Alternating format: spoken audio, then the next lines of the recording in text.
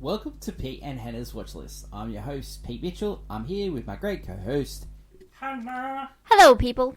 Hannah. We're here today for AFI Top 100 10-Year Revisited. That is correct. But before we begin, let us tell the viewers and the listeners what they should do. Pretty please leave a like and subscribe to our channel. Yes? Yep. Leave a comment down below any of your feedback, good or bad. What your favourite movie so far has been on this list. Yeah, tell us down below. Hit the notification button and you'll get great content like this one. On today's show, we are reviewing movie number 58 on the AFI Top 100 list, The Gold Rush, starring Charles Chaplin. Hannah, this movie is up from 1974, so it's gone up. Oh. Yeah. Okay, cool. Have you seen it before? No. I haven't seen it either. I've seen like clips and it was portrayed in the 1992 Charles Chaplin biography movie starring Robert Downey Jr., directed by Richard Attenborough, which we also talked about when we did City Lights, which was on the list as well. We can catch up on that one on all our podcast channels and stuff like that. That was movie. Let me just look at my notes. City Lights was... It was like 80 something. Sorry, Modern Times. Modern Times. Modern Times was movie number 78. 78. So, so this is on the list as well. So we did go into Charles Chaplin's life a little bit. He's making of the United Artists. This is the first movie that he did with them. Yeah. And he directed it, he wrote it, he starred in it, and it was highly successful. And that's why it's on the list. The elevator pitch. The tramp goes to make his fortune in Alaska. Pretty simple story. Yeah. It was released on June 26, 1925, and it goes for 1 hour and 17 minutes. The budget was $920,000, which was a lot at the time for a comedy. Of course. Any movie, really. Yeah. Story behind it. So, this is the only movie that Charles Chaplin didn't have a full script when he wrote it. Yeah, he was just going with ideas. Yeah. So, he didn't have a full story fully worked out. So he saw some photos from his friends, the Fairbanks and Pickford. Yeah. And they portrayed the Klondike Gold Rush. He also heard a story about the Donner Party who was snowbound in the Sierra Nevada and they were driven to cannibalism. Chaplin believed tragedies and comedies were not far away from each other and decided to combine these stories in the horror in comedy. Yeah, okay. So he decided that his famous rogue figure would become a gold digger. So he named it the Lone Prospector. But it was the tramp that was the Lone Prospector. Yes. He showed the pitfalls associated with gold, sickness, hunger, loneliness, grizzly bears. The film scenes like Chaplin was cooking and dreaming. Also starring with his big friend Jim. Sees him as a chicken, so it's all those things are all wrapped up in the story of Charles Chaplin. Charlie attempted to film many of the scenes on location, but he had a directing style where he was sort of loose and did many takes and did many, ad-libbed and stuff like that. So it's not really great for on location. No, because you got to get in and out. He ended up building a set in the United Artists precinct, and that set can actually be seen. It's in a museum today. Oh, that's cool. Yeah. During the time when he was doing this film, he had a relationship with a 16-year-old girl called Lita Gray, who had met on an earlier picture. Sure. And he ended up marrying her in Mexico and having 2 kids with her. One was Charles Chaplin Jr. Yes. But wonderful. He also during this time, by the end of this movie, he had that relationship had fallen apart. And he had got together with his co-star in this. Georgia. Yeah, Georgia, and played by Georgia Howe. And there was like the long kiss at the end of this movie. Yes. He ended up actually cutting that kiss out in a later print in 1942 because their relationship had ended. Okay, that's great. It's like, well, that didn't work out. So, as we said in the earlier podcast with Modern Times, he founded the distribution company United Artists. Yeah. So he had complete control of this film, and it was his first length feature was The Kid in 1921, followed by Woman in Paris in 1923, which was not successful. Gold Rush in 1924 was he had all control. So he had all control, and then so he knew when this movie was coming out that he had no one else to blame but himself. Yeah, if So something went wrong. A lot of pressure on this one. Then he ended up doing The Circus. He didn't want to do any sound, so he continued to do his movies, which he did City Lights and Modern Times, which we've already covered on AFI Top 100. Yeah. Okay, so the actors in this movie. So you got Charles Chaplin, so he started as a tramp, and he was also the lone prospector. You got Max Swain as Big Jim. He ended up doing Gentlemen Prefer Blondes. Max Swain decided to quit throughout the film because he didn't want to wear a bear and have like that huge beard,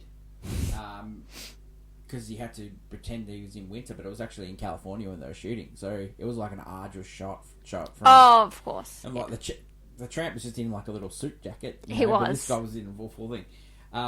So Charlie Chaplin let him leave, but then decided to coax him back. But Swain had already shaved off his beard, and they were going to get him to have a fake beard, but ended up Charlie Chaplin said, no, I don't want a fake beard, and then so he paused production and got Swain to regrow his beard.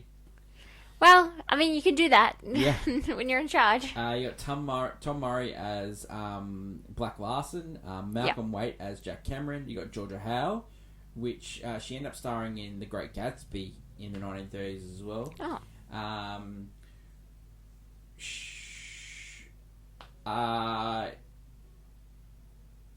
In a later interview that Georgia gave, she said, because she survived till like 1985, she talked about that movie and that thing, and it was just how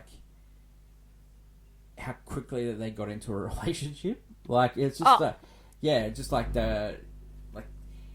In the movie or behind the scenes? Behind the scenes, yeah. It's just so enamored with him at the time, and it was just so hot and heavy so quickly. Yeah. And she's just amazed how quickly it was, even though she knew that he was like together with somebody else, and just how quickly it just went from nothing to everything to nothing again. Yeah. So quickly. So yeah. I guess he gets lost in his projects.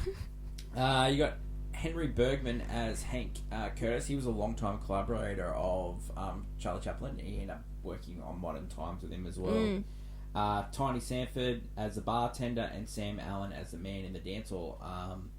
They're all the famous people that were in the movie. Yeah. This is the 5th highest grossing silent film of all time. Oh, the other 4 silent films that rank higher in the box office returns are The Birth of the Nation, The Big Parade, which was released the same year, Ben-Hur, A Tale of Christ, which was released in the same year. Crazy.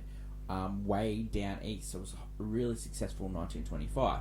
There was no Oscars at the time, but this film was re-released in 1942 with... it's a shorter movie, edited out some things. He also did a narration. He changed the score, and it ended up getting nominated for Best Musical Score and Best Sound Recording. True. In 1958, the film was voted number 2 on the prestigious Brussels 12 list at the 1958 World Expo. Wow. By a margin of only 5 votes behind Battleship Potemkin. In 1992, the film also selected for preservation in the United States National Film Registry by the Library of Congress, as being culturally, historical, and aesthetically significant to the United States. In 1953, the original 1920 version entered public domain, but then Charlie Chaplin's estate in the 90s copyrighted it, and then it only came into public domain again, like in 2014. Yeah. It's been 90 years. Reaction to this film recently, Rotten Tomatoes 100, Letterboxd 4.1, IMDb 8.1. Charlie Chaplin, in his biography, said this was one of his favourite movies that he ever did. He said it's the best. It's, It's unbelievable. I did something well here. Yeah. I cooked. Yeah, he cooked. Every Thursday on Movie News, we do a segment called Clickbait, where we give the hottest hot takes. This week, we talked about CGI versus practical effects, and is CGI good or bad for movies? You can catch up on that episode full on wherever you get your podcast. Hannah, hottie hot take for me. Yeah. What made this movie? You know, the tramp does his thing, but what made this movie is the music. Yeah. So they did like famous melodies and a couple of like Old Lang Syne, 1,000 Kisses Waltz, the Fashionation Waltz, Loch Lomond, My Wold, Irish Rose, the On the Bowery, Pretty Maiden, Milking Cow, the Wandering Minstrel, Waltz Me Around Again, Willie, and When I Look Into the Heart of the Rose. But every time when this movie needed like a little bit of a kick, the music stepped in and did a great job, I thought. Yeah. I thought it was, no. The music was the best bit of this movie, other than Charlie the Chaplin. movie itself. Other than Charlie Chaplin. Yeah. No, the music was, especially with silent films. The music, like the orchestral score, has to be on point because it's driving a lot of the emotion. Because while there's actors on screen, and they're being over exaggerate their feelings, but having the music, you can do that too, and it's wonderful. Yeah, this movie really does showcase it, I guess. For you? For me, I'm glad that a movie like this is like, I didn't realize when you're watching it, it had so many iconic scenes I've seen redone over the years, 100%. and I'm glad that other directors or storyboard artists or anyone, artists through the years have just recreated moments and scenes from his work, because I would probably have never watched Charlie Chaplin these movies or something, just I have no reason to, there's new stuff coming out all the time, so it's great that people do kind of homage, because there's a potato scene where he sticks the forks, and so many people have done that, I remember it from The Simpsons. Grandpa does it, and it's I would never know. Johnny Depp did it in Benny and June. Yeah, and you have to go back in time to see where it actually originated from. But they all, I'm glad that we still pay homage to what's come before us. Before we get into scene breakdown and then we go into Pete and Hannah's review, let's talk about Charlie Chaplin, the man himself. He was a complicated man. Yeah, he's an artist. Yeah, he's a complicated man. He didn't have the greatest backstory. Yeah, he didn't have the greatest track record with women. Nope. End up having to leave the United States for Switzerland, which many other directors have had to do as well. I think he is a flawed genius, really. Flawed genius. That would make sense for his character. Yeah. Yeah, he's just he gave us the tramp, but he also gave us some, you researching his backstory, and he had a really tough upbringing, and with his mother and stuff like that, but it still doesn't excuse his behavior. No, and I think the idea sometimes, especially with how this movie, a lot of these movies are older, and so a lot of the people are either gone or we've had time apart, and then they come up with new things that were they weren't that great. But I'm their art and their work was kind of defies them. Yeah, it's wow, Charlie Chaplin's work influenced so many more than he was he was hunted down by FBI and stuff like that as well. That's crazy. He was. Let's watch that movie. He was so famous at the time. Just off this picture alone, he made $2 million profit. That's crazy. $2 million in 1920 is unbelievable. If someone made $2 million off a project now, they'd go, "Oh yeah, that's really good." Yeah, you did okay. And the amount of profit he was making on these films, movies, unbelievable. United Artists from this movie, they got $5 million from it. And they got all of that money because they were distributing the movie, and they had a cinema chain and stuff like that. Yeah. So, it's just amazing. And they were getting $5 million off a dime to go to see the movie. Yeah. It's the amount of tickets that these guys were selling. It's crazy, it's unheard of. Unheard of, and so it doesn't. What we're trying to do here on AFI Top Runner is just going through the list, and we're not trying to say that, these guys should be put on a pedestal or anything. But yeah, this work is really good. But yeah, just letting the audience know that we have researched this guy. He's not the greatest guy in the world. But we're not putting on Chris Evans. So are most of the people on this Yeah, list. and there's a lot of people like they're coming up in a few movies that are We're not great as well. Not great human beings. Yeah, we Stanley Kubrick's on this list way too many times, and he tortured people in his movies. Yeah, you can't argue with me on that fact. No, he did. But but their work has transcended probably them, and their ideas live on through a lot of other different people who have done better. Like doing the research to this, like a lot of people, a lot of famous people, directors, actors, have named this movie the best movie of all time for them. So, I could see because this is a very well crafted film for a silent picture. Do you think that this movie is better than Modern Times, which is also on the list? Yeah. Just because Modern Times, weirdly enough, that this one, even though he didn't have a script thing going with this one, and it was just going with the flow, the flow is really, it works really well. Modern Times has some pieces going because he has a whole different story about the woman in it and how it correlates to the tramp himself. Like, I found, it's ridiculous. Some of the stuff that happens in the movie is a bit ridiculous, and whereas I found in this one it worked, it flowed, like the ideas and the story just flowed well, and how it ended and everything. I was just, so this is not the highest movie on the list for Charlie Chaplin. There's City Lights as well. City Lights, which so we haven't seen that one as well, so but we'll continue to talk about it. The one that we haven't mentioned for Charlie Chaplin is The Kid, which is like one of the famous movies where he meets the kid, and the kid's like 4 years old, and he's trying to sort of like adopt it. Yeah, that movie's like, I've seen that movie. That movie's amazing, and it's not on the list. So yeah, let's go into scene breakdown. Yeah. So we get the title card at the start in usual fashion, and then we start with the trek.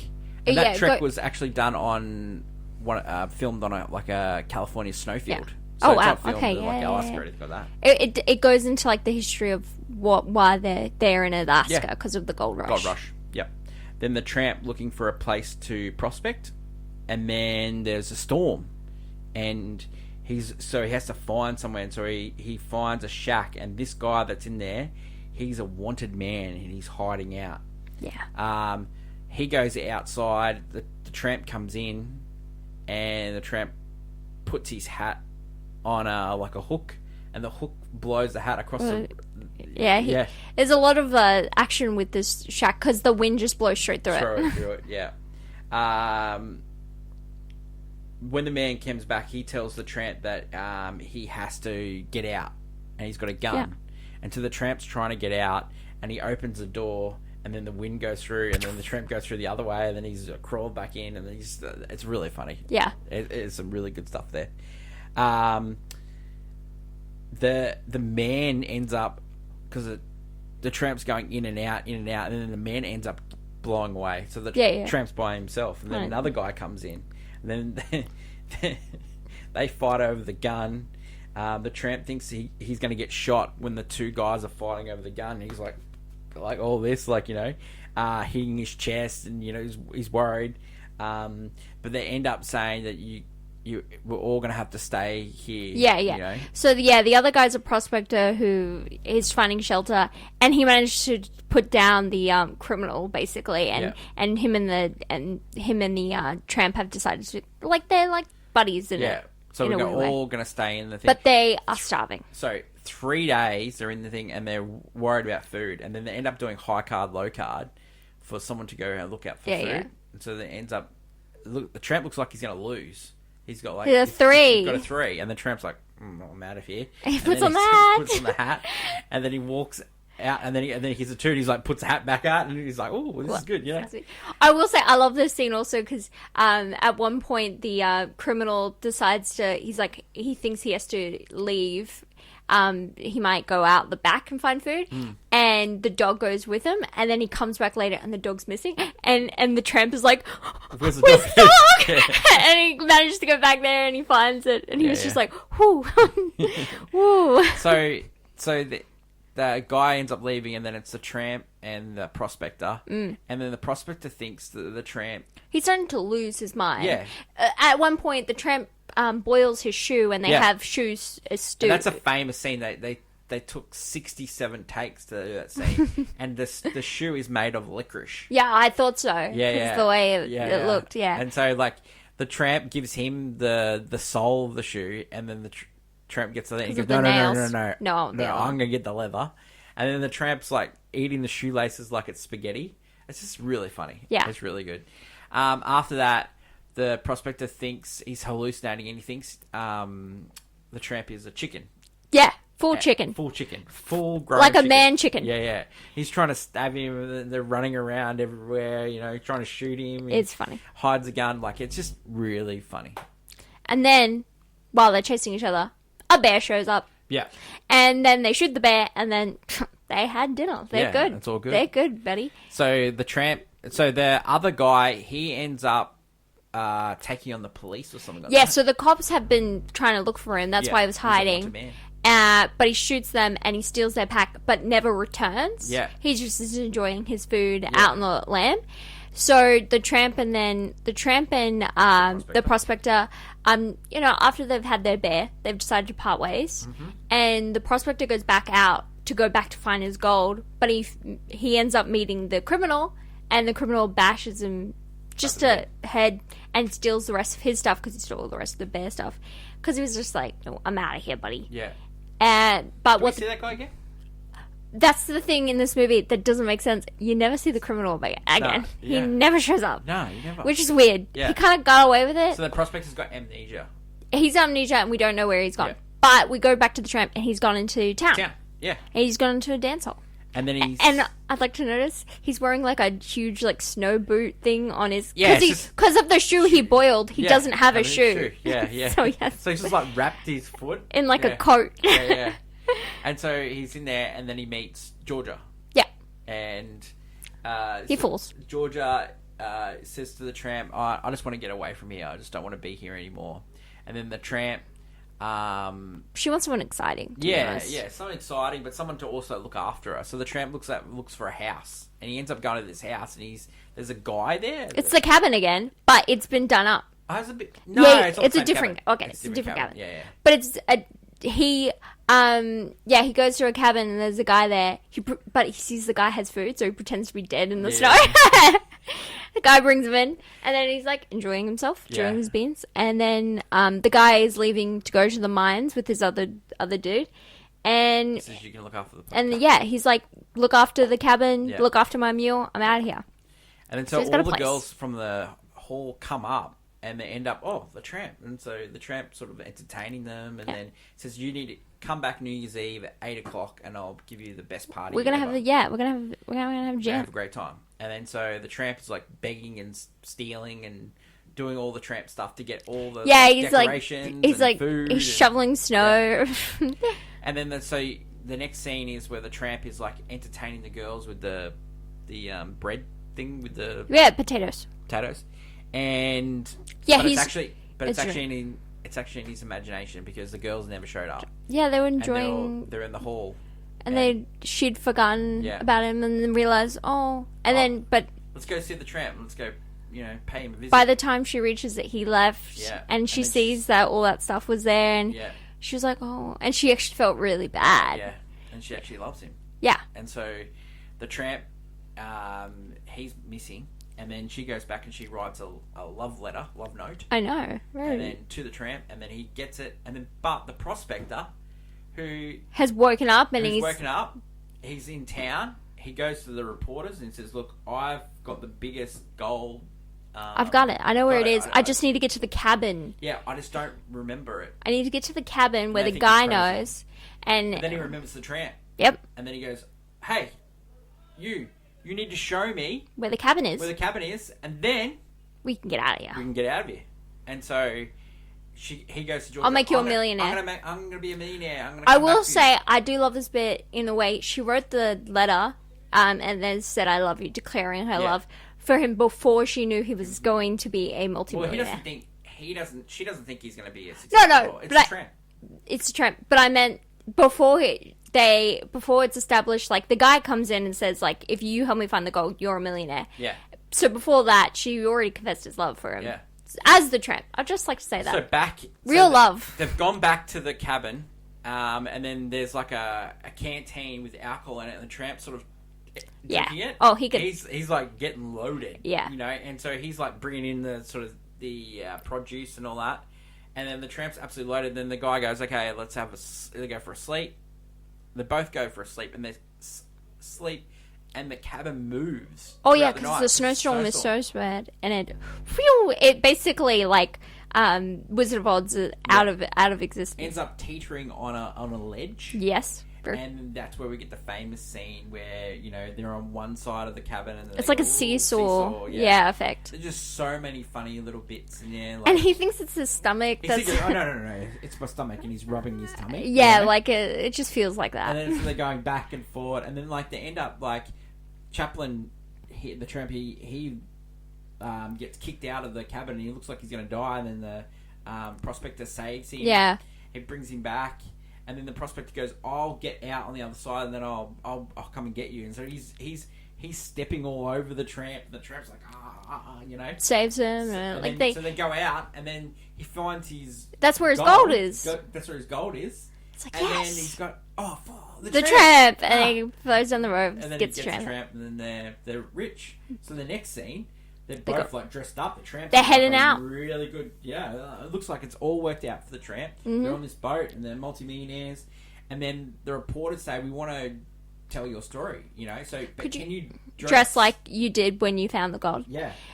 Which he dresses up, and then he's taking photos in the boat. He gets lost, and then he meets Georgia again. And Georgia says, "Oh, you're here," And then there's someone on the boat searching for a stowaway, and Georgia thinks it's him. So Georgia's hiding the tramp, and then the guy finds him and goes, "You're out of here," And then the head of the boat comes and goes, "No, this is the prospector's multi-millionaire friend." And then Georgia's like, partner. And then they have a long kiss, and the great kiss. And then we get Finny. Yeah, finish. I love that little tick at Finny. the end. So such a great movie. Really enjoyed that. I really enjoyed the story. It was like a rom-com as well. Yeah, it was. Because the tramp fell in love, and then got the girl in the end. The licorice was made by the America Licorice Company at their San Francisco, California location. Shoe boot.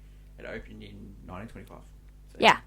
No, I found this movie to be quite, really good. Yeah. Really delightful. All the bits, while different and unique, they all work. It all just flowed in this movie. I found that in modern times, each bit was different because it's a different scene, different location. They didn't make sense together in the same movie, whereas, this was a whole long-running... Well, I think Reason to See is definitely that. Yeah. Also, the music and Charlie Chaplin himself, the tramp. Oh, yeah, no, he's fantastic. Every time he's on screen, you just laugh. He's actually fantastic. Yeah. Reason not to? I wouldn't say... There isn't really a reason not to, unless it's just... I really enjoyed the chemistry between him and the prospector. I wanted more of They're that. buddies. Yeah. I just like they were poking the size of the prospector versus how little the tramp is. Yeah. I really enjoyed that bit. Yeah, I don't think there is necessarily a reason not to see. I don't think you needed Georgia. The only reason you needed Georgia is just for the tramp's enjoyment. Yeah. I think it was just for the enjoyment of himself. Does this deserve to be on the list? Yeah, 100%. I think if it's one of the highest grossing comedy. Comedy. I think definitely. Definitely. Does it deserve to be higher? Do you like the jump that it's made to 58? Yeah. Yeah, I don't mind. I think so too. Would you buy it on Blu-ray? Yeah. Yeah, I would. I'll watch this movie. You'd get a collection. Charlie Chaplin collection, yeah, for sure. Yeah. I'd definitely watch this movie again. Yeah. Rating for this one. What are you going to give it? I don't know. What are you thinking? I'm thinking, As silent film comedies goes, like a banger, wouldn't you say? yeah, I think it's a banger. Personally, I like Modern Times more. Yeah. I did like Modern Times more, but I can see why you'd give it a banger. I think this just well done. I just It's like memorable in the Modern Times bit. I just like the bit scene at the start with the scene machine. with the machine. Yeah, I Yeah. just love that stuff. That's funny. That's funny. The rest of the film's not Yeah, as funny. yeah, Whereas this throughout the entirety of it. We'll go with you. We'll Yeah. give it a banger. That is it for today's show. Next week on AFI Top 100, huge movie in our lives. Oh really? Yeah. Huge movie in our lives. Yeah. Rocky. We're watching Rocky. And we're gonna watch all of them. Oh, okay. Yeah. We're gonna watch all of them. We're gonna talk about all of them. We'll talk about all of them, but it's about the first one. It is. The It is clickbait about the first one. Yep. The Oscar baited one. Leave a Yep. comment below, good or bad feedback on this episode. We really appreciate you watching and subscribing to the channel. Yep. That is my lovely co-host Hannah. I hope Uh-huh. everyone has a great weekend. Yeah. If you're watching, listening to this on the weekend. I don't know why I said that. Why do I say things sometimes on this show? I don't know. You're talking. That is true. It's a talking picture. Anyway. We should do a silent podcast. Would that work? No. I don't know about you. That won't work. That won't work. Could be a new thing. We can find it. Oh, yeah, it's just static. And then you hear dun dun dun. Awesome. Yeah. That is my lovely co-host Hannah. Long live cinema, and until we meet again, it's bye for now. Bye.